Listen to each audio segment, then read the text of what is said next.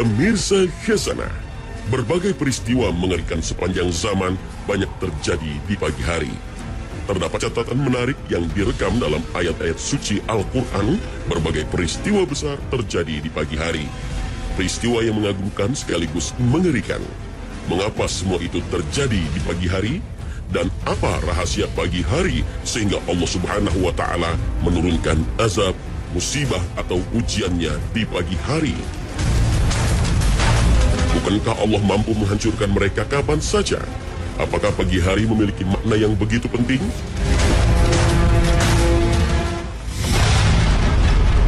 Azab yang menimpa kaum Nabi Nuh berupa banjir maha dahsyat yang menenggelamkan sekaligus memusnahkan seluruh orang kafir di muka bumi sebagai akibat dari pembangkangan pada Allah Subhanahu wa Ta'ala dan Rasul-Nya. Azab itu turun sebagai jawaban dari doa Nabi Nuh alaihissalam yang memohon agar Allah Ta'ala menimpakan azab kepada kaumnya yang tak kunjung mau beriman setelah ratusan tahun lamanya Nabi Nuh berdakwah kepada mereka. Doa Nabi Nuh ini Allah abadikan dalam Al-Quran. Nuh berkata, "Ya Tuhanku, janganlah engkau biarkan seorang pun di antara orang-orang kafir itu tinggal di atas bumi. Sesungguhnya jika engkau biarkan mereka tinggal, niscaya mereka akan menyesatkan hamba-hambamu, dan mereka tidak akan melahirkan selain anak yang berbuat maksiat lagi sangat kafir." Al-Quran Surah Nuh ayat 26 dan 27. Azab berupa banjir dahsyat itu mulai terjadi di pagi hari. Allah tidak menyisakan seorang kafir pun di muka bumi setelah azab itu terjadi.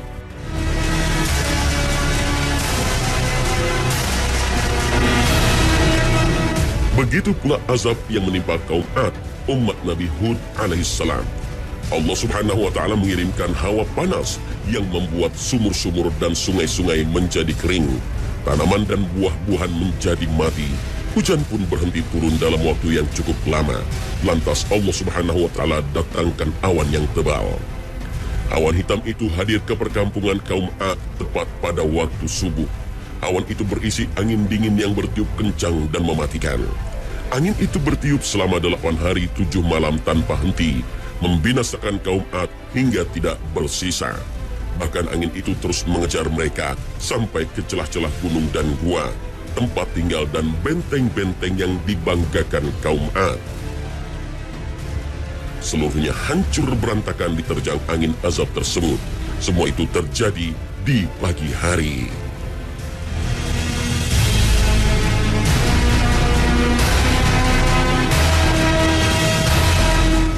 Peninggalan rumah-rumah batu di kawasan Madain Soleh, Saudi Arabia ini menjadi saksi akan azab Allah kepada kaum Samud, umat Nabi Soleh alaihissalam. Kaum yang diazab Allah Subhanahu wa Ta'ala di pagi hari. Akibat kekufuran mereka dan pembangkangannya kepada Allah Subhanahu wa Ta'ala dan Rasul-Nya, Allah mengazab mereka dengan mengubah wajah mereka menjadi berwarna kuning. Di hari berikutnya, wajah mereka berubah menjadi merah. Di hari ketiga, wajah mereka berubah menghitam. Dan tepat pada saat matahari terbit di hari keempat, muncullah suara keras yang menggelegar dari langit dan gempa yang sangat dahsyat. Hanya dengan satu teriakan malaikat, di pagi hari kaum Samud binasa.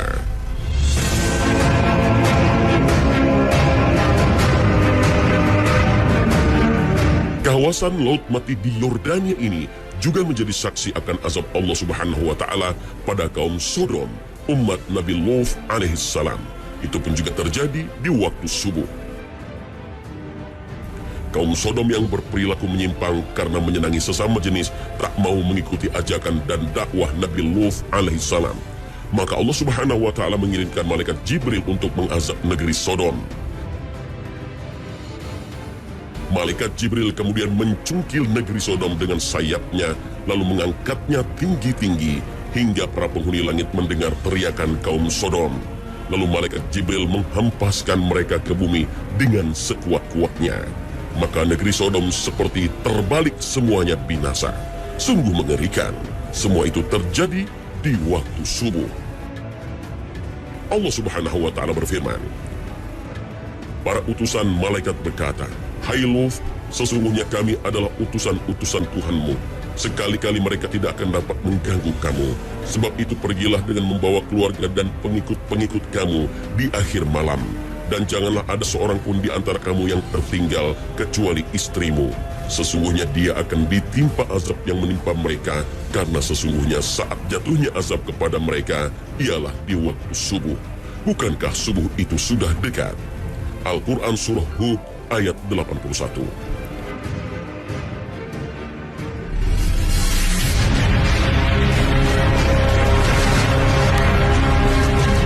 Inilah waktu pagi hari yang sebenarnya begitu indah dan menyegarkan, tapi menyimpan misteri yang luar biasa bagi umat terdahulu. Tentunya hal ini menjadi pelajaran mahal bagi umat Muhammad SAW. Hendaknya memperbanyak taubat dan ketakwaan kepada Allah Subhanahu wa Ta'ala, agar Dia menjadikan kita sebagai bagian dari orang-orang yang beriman dan menjauhkan kita dari azabnya. Wallahu a'lam. Pemirsa Khazanah, bumi yang menjadi tempat kita hidup, beraktivitas, tempat kita dilahirkan, dan tempat kita dimatikan. Dari bumi ini pula, Allah kelak akan bangkitkan kita pada hari kiamat. Maka bumi yang kini telah disepakati oleh para ilmuwan berbentuk bulat lonjong seperti telur ini, termasuk makhluk Allah Subhanahu wa Ta'ala yang tunduk pada kekuasaan Allah Subhanahu wa Ta'ala. Sebagaimana makhluk Allah Subhanahu wa Ta'ala dengan karakteristik seperti yang kita ketahui dari ilmu geologi, bumi yang permukaannya terdapat rongga-rongga ini membutuhkan gerakan atau aktivitas sesuai fitrahnya. Berdasarkan fitrah penciptaan bumi yang demikian rupa, Allah Subhanahu wa Ta'ala mengizinkan bumi untuk bernafas. Lalu bagaimana bumi bernafas? Apakah mengembuskan udara seperti manusia bernafas? Ibnu Qayyim menjelaskan, pada sebagian waktu Allah Azza wa Jalla memberikan izin kepada bumi untuk bernafas, lalu terjadilah gempa yang dahsyat. Dari peristiwa itu lalu timbul rasa takut pada diri hamba-hamba Allah Azza wa Jalla, rasa taubat dan berhenti dari perbuatan maksiat, tunduk kepada Allah Azza wa Jalla dan penyesalan. Sungguh dampak dari nafas bumi sangatlah dahsyat.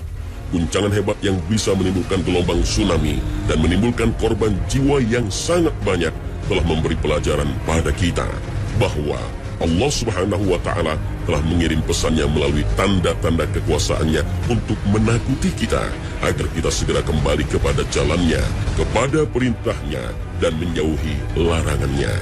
Allah Subhanahu wa Ta'ala berfirman, dan tidaklah kami memberi tanda-tanda itu melainkan untuk menakut-nakuti. Al-Quran Surah Al-Isra ayat 59. Selain bumi yang bernafas dan nafasnya memberikan dampak besar pada para penghuninya, makhluk Allah yang lain juga diberi kesempatan untuk bernafas adalah neraka. Bagaimana neraka bernafas? Memang info ini terasa janggal. Bagaimana mungkin neraka yang diciptakan sebagai tempat azab dan hukuman bagi orang-orang yang ingkar kepada Allah dan ahli maksiat bisa bernafas? Jika nafasnya bumi berdampak pada guncangan hebat yang bisa memporak-porandakan kehidupan, lalu bagaimana dengan neraka? Bukankah nafasnya bisa membuat kerusakan lebih dahsyat? Info ini bahwa neraka itu bernafas bukan berasal dari cerita fiksi, tapi dari sumber akurat, hadis Nabi SAW. Neraka sebagai makhluk Allah yang sudah diciptakan Allah Subhanahu wa Ta'ala sejak dahulu kala tentu memiliki karakteristik tersendiri yang membutuhkan sesuatu, dan nafas inilah salah satu yang dibutuhkan neraka. Nabi SAW mengabarkan dalam hadis sahih bahwa neraka yang sifatnya api telah berkeluh kesah kepada Allah Subhanahu wa Ta'ala. Abu Hurairah menuturkan dari Nabi SAW, neraka mengadu kepada Tuhannya dan berkata, "Oh Tuhanku, sebagian dariku telah menghabiskan sebagian yang lain." Allah lalu mengizinkannya menghembuskan nafas 2 kali, sekali dalam musim dingin dan sekali dalam musim panas. Itulah sebabnya mengapa udara sangat dingin pada musim dingin dan sangat panas pada musim panas.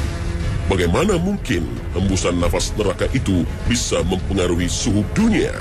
Informasi ini memang terdengar janggal dan menggelikan. Tapi begitulah sumber-sumber yang dapat dipercaya telah mencatat kenyataan ini. Fakta ini diperkuat oleh riwayat Bukhari dari Abu Sa'id bahwa Rasulullah SAW bersabda, "Tunda sholatmu sampai udara terasa sejuk, karena udara yang panas itu berasal dari neraka." Hadis riwayat Bukhari, Muslim, dan Tirmizi. Wallahu a'lam.